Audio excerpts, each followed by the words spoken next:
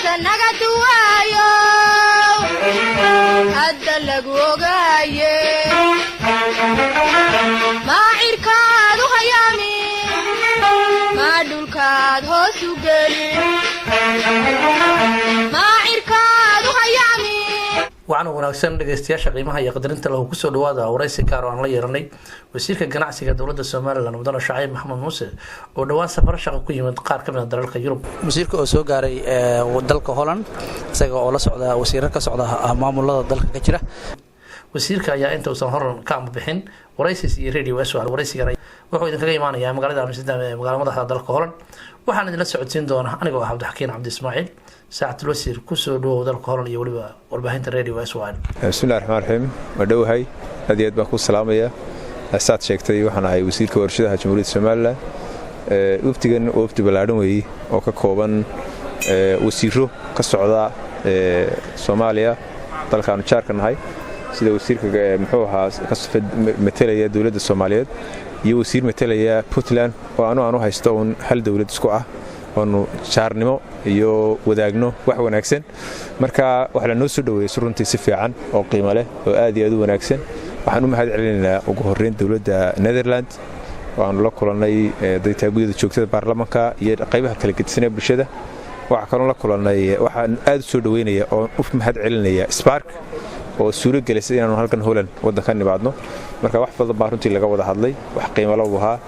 marka wax yaabo la isku wadaarsaday wax fara badan oo qof waliba uu matelayay wadanka uu ka socdo waana runtii salaamaya cid kasta oo ka qayb qaateen halkan nibaadno waxaan aad iyo aad u sharaxnay qadiyada iyo madax banaanida ee jiritaanka Jamhuuriyadda Soomaaliland oo aan u sheegnay in ay iskood maaragtay uga go'een ama iskood ay uga go'an tahay madax banaanidooda iyo jiritaankooda intaba waan u sharaxnay qadiyada iyo madax banaanida iyo maalinkan maanta wada qabsiga waxaan u sheegnay dawladdaas in maaragtay ay tahay inaan noqono anagii Soomaaliya jaarab wanaagsan oo iska kaashaday dhinaca dabcan saacad wasiir adigoo raali ah waxyaalo badan oo siyaasadda dadku ku kala duwan yihiin balse waxaad maanta ku midaysneedeen wadanta guud dadka ay ka wada faa'iideysanayaan marka arrimaha ka soo bixi kara gaar ahaan Somaliland dadkeeda ay ku dhiiran doonaan ama ay fili doonaan maxaa kamid horta kulay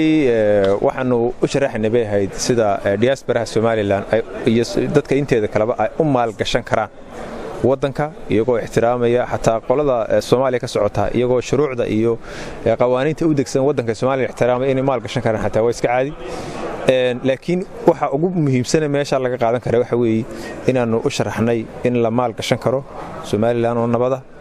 horumar leh peace development leh waxa laga faa'iidi karaana waxa weeye in maanta fursado maalgashi ay jiraan wadanka caqabado badan oo hor yaala oo aanu qoladan Spark oo gacan ka helaya dawladda Netherlands laga sugayaan waxa weeye sidii warshadaha Somaliland loogu sameyn lahaa tababar capacity building sidii loogu sameyn lahaa korontadan qaaliga ah wixii laga bixi lahaa marka in la maalgeliyo loona soo mariyo Sparkna ay maalgeliso warshadaha Somaliland maalgelintu markay timaadana waxa imanaya maaragtay in wadankii shaqo abuur ka bilaabmo dhaqaalihii kor u kaco wax badan isbedelaan marka waxaan oran karaa in fact wuxuu ahaa safar taariikhi ah oo aad iyo aad u muhiim ah oo cid kastaba wixii ay fursado banaan ee China ay soo gudbinayeen dhanka hadii aan u sii gudubno iminka waxaan ku suganahay airportka Schiphol ku yaala magaalada Amsterdam ee xarunta dalka Holland waxaad u socotaan Yurubta kale sida Scandinavianka dawladda la kulmaysaan maxaa kamid kulay waa runta hadda waxaan taaganahay airportka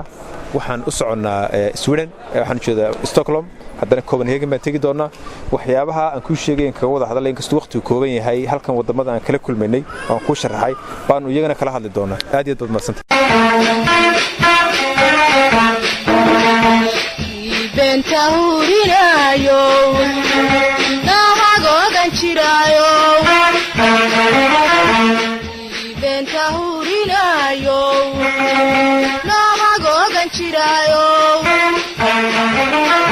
hilinka toosan naga duwaayo hadda lagu ogaaye